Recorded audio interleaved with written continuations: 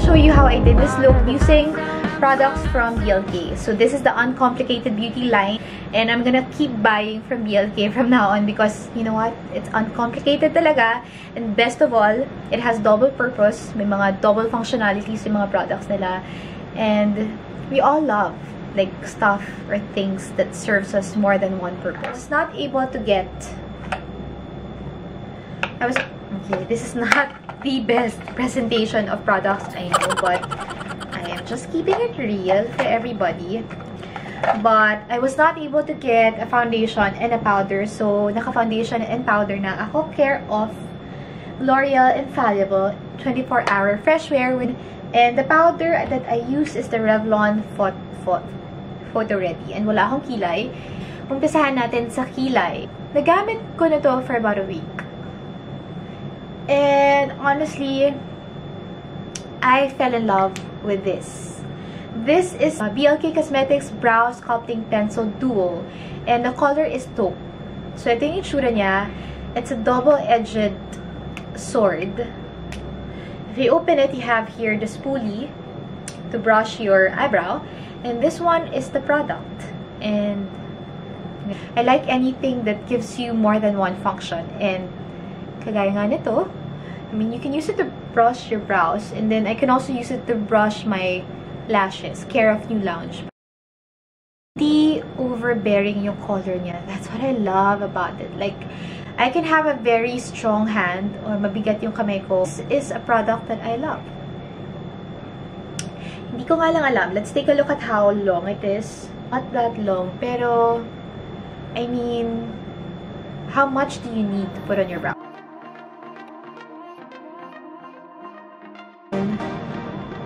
There you go. This is my brow with the product, and this is my brow without the product. And you can see the difference.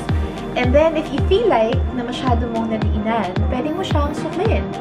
And you can lighten it up. See?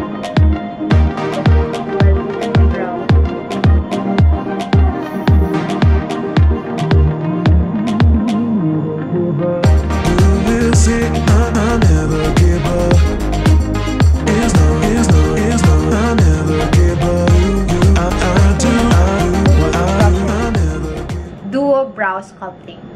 Kano yung brows? It's 299 pesos. Dito sa All Day Lip and Cheek Tint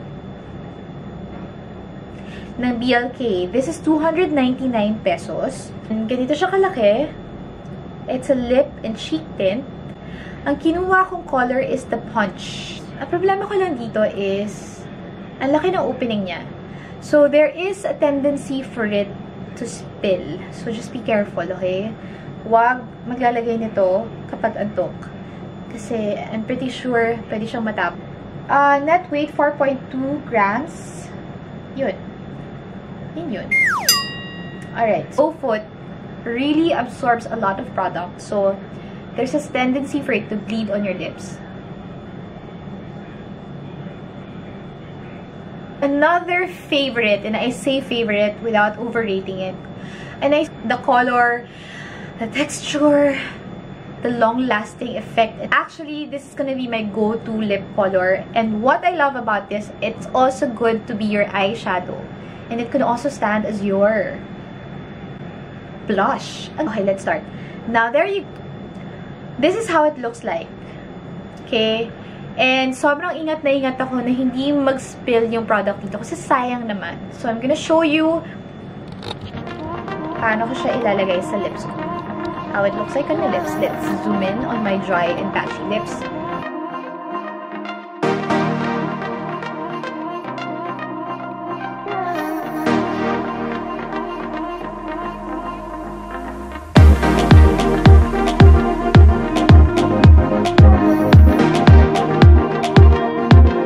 Feels like you don't have anything on your lips, pero meron.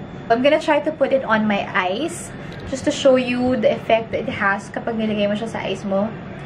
So, just a very little product like this one. Okay, and then I use my fingers to blend it. I try not to be parang too precise para magbuka lang siyang like natural flush of color sa eyes mo. I do the same thing on the other side. I try to smoke it out. There. That's how it looks. And then what I do, I get a brush and then just to like make it look natural. Like hindi masyadong halatang may something. I just want to make it look like na parang meron pero parang wala. Then I got 2 blush on products from the Uncomplicated beauty line. Intense color powder blush. And this is number 8 and this is number 12. So si number 8, flushed yung tawag sa kanya. So ang packaging niya is this one. You already have a mirror, which is very handy. This is also a favorite of mine. May glitter siya, pero buildable siya. Hindi siya yung pag nilagay mo sa skin mo, medyo matatakot ka kasi konting pahid pa lang, medyo sumisigaw na siya. Itap mo. So, there. You see? Let's add some more blush on. Mag-combine tayo. And this is number 12. And it's the Sun-Kissed. And this doesn't have any glitter. Matte siya. And it's color peach or coral. Not sure. Okay? If it's in between coral and peach, like, it's coral. I decided it's coral.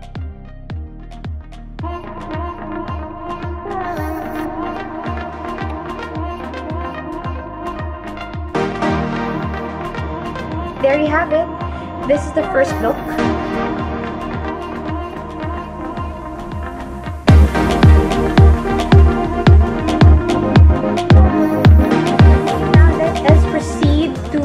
Next and the last product that I have with me. Buy this, even just for the packaging. It's cute. It reminds me of, I don't know, childhood. That's what I feel when I hold onto this. Like, para siyang something. It's a toy.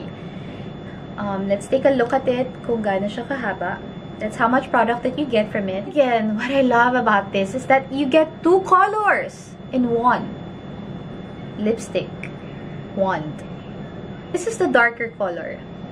And then when you turn it around, sorry, again, take 2. This is the lighter color. And when you turn it around, you get a darker color. Kainis lang dry yung lips ko. Yung kulay niya on my lips.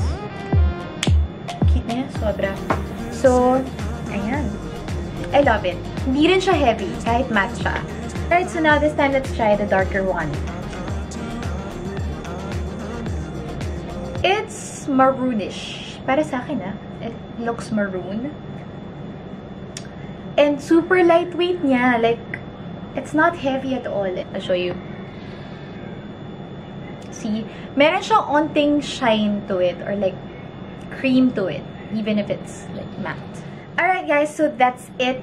If you enjoyed this video where I test out and try products for you and I share you what I feel and think about it, please do let me know by hitting the thumbs up and by supporting the channel, by subscribing if you haven't subscribed yet. If you are, thank you for tuning in with me. And I will see you again in my next video. And don't forget to be a ray of sunshine to whoever you meet because you are. Bye-bye!